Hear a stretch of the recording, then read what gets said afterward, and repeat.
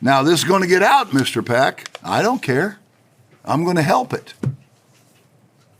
It's funny. We sort of want our enemies to talk about it now. They won't say a word. Come on, talk, tell people. Don't shut up now. They know it would serve our purpose. So our enemies have gone mute. They're deaf mutes. But they won't be able to help themselves. They're too full of hate. And they'll eventually kick into gear and start mocking, and the word will get out. But there'll be thousands of people hearing it from us, not just our enemies. Why would God show us Abib 1 in a definitive way? Absolutely inarguable. I don't care what any enemy knows. I hope the whole world hears it. They won't. They won't believe it. They're not going to believe it even after the kingdom comes. Misery loves company. I'm so glad to know others of you are suffering in this same way. It gives me comfort. No, I'm kidding. Or am I? Let me think. But I mean, you know, all that will live godly in Christ Jesus shall suffer persecution. It's just, I'm going to give this message, and the enemies will attack me, and they'll say, do you know what he said? Because there are people who listen to this. You know what he said? He flattered them and told them they were all prophets. What a wicked man. You can't even believe the stuff that's said about me. It's funny. I've learned to just laugh about it. I mean, attack the enemies trying to stop me, attack the course I have to run, and so forth. That's what I do. More evil things have been said about me than Mr. Armstrong, because the internet made it possible. Beware when all men speak well of you. I often will tell people, I have no worries about that, because there's not even close. You teach the truth of God, you will come under fire. And there's a lot of bad guys out there waiting for us. People went for Mr. Armstrong. They wanted his throat. They wanted the apostles in prison. They're going to come after me. Is it a coincidence that I believe I became the seventh messenger on the 13th day? I literally believe that on the 13th day of Adar, exactly 30 years ago. I was certainly smitten by the fist of wickedness. We've lived through the day of small things, and as a result, attacked and attacked and attacked from inside and out.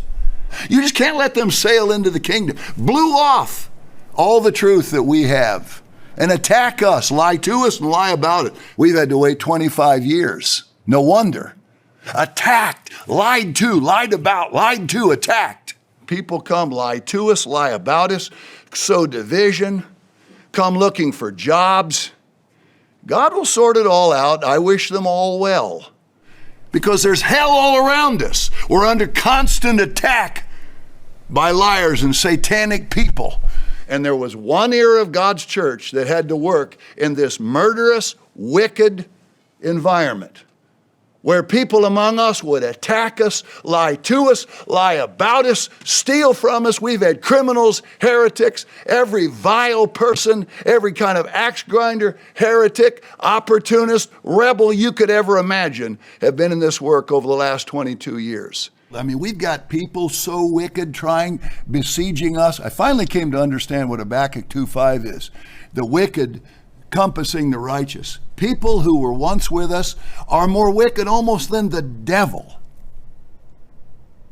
And we got some of our brethren seem to want to listen to what they say. It's strange. So I'm expecting next Tuesday, and I know there are enemies among us who are dead men walking.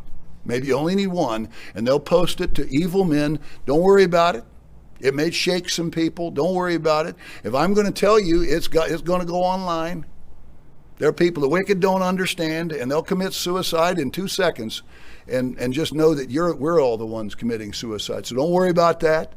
Once this is out, it's going to be interesting. Maybe it'll be quiet, or maybe we'll find out there's some reason the devil's at my right hand when it all starts. I don't know. Hopefully, brethren, I put the series in its proper perspective, what it was, and what it contained, and what it was not, which is 450 sermons on prophecy. That's what our enemies say, because that's the best way to depict it. They're the same people who say, Pack wants your money. When I don't get your money, and I gave up 2 of my inheritances, and I don't get a raise when people pay common, the real truth is the liars saying that they want your money, stay with them, and depict us as false, just like they depict us as saying, oh, they're talking about prophecy for 7.5 years?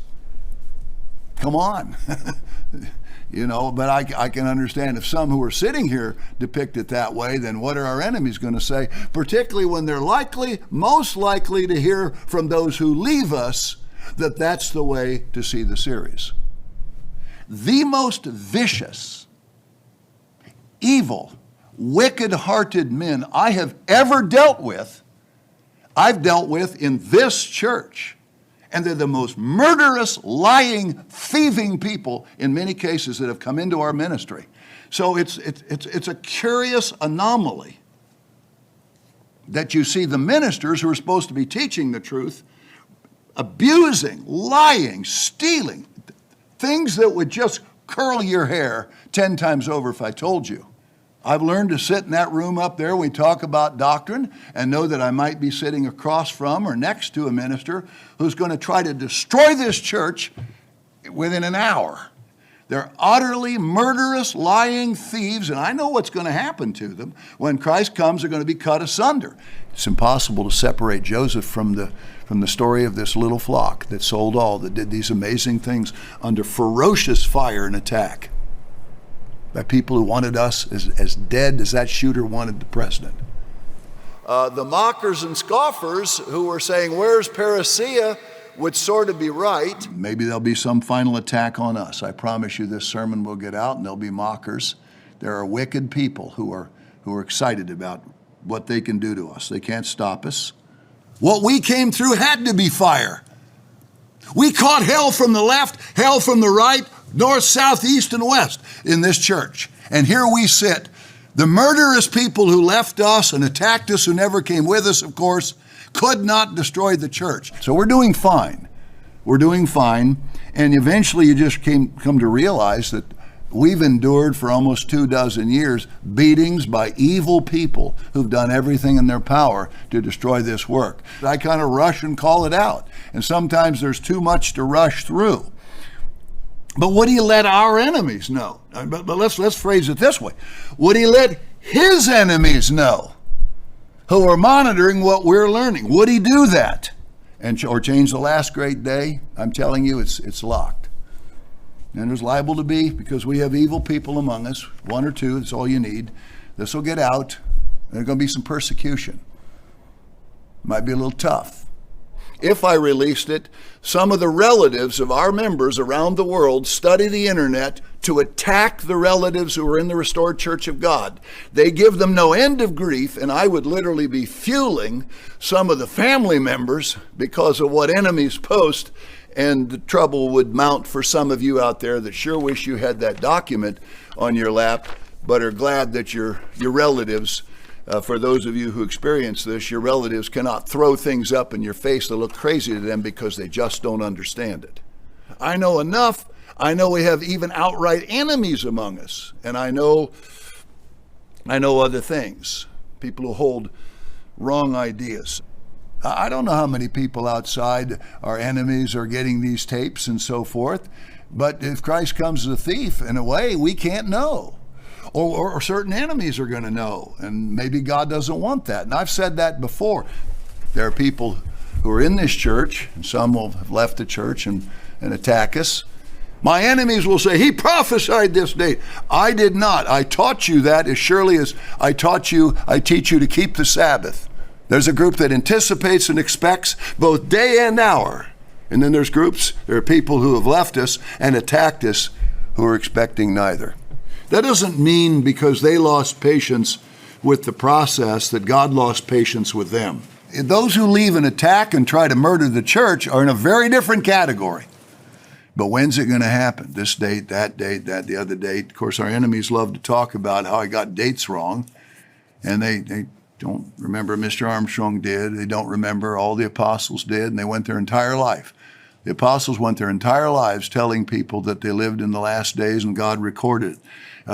Our enemies never talk about what I say is coming, only he said this date and he said that one and the other one. And we've been wrong. But yet God still considered it prophesying.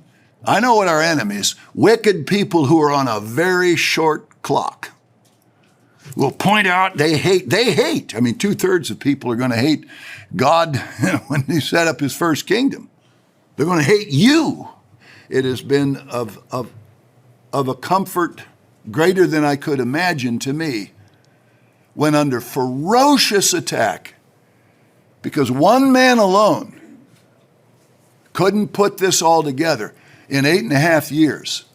So, but I'll just tell you, when you settle on a date, you are settling on an eternal date. You don't want that pressure on you, I promise you. You have no idea how many of our enemies are sitting out there mocking what I took on that nobody else even saw. You have no idea. I mean, when is interesting. It's just not fun for Mr. Pack to research and try to get right.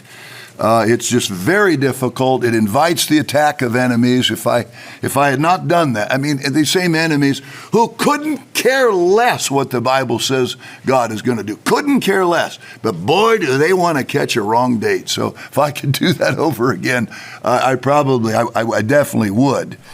I would marvel.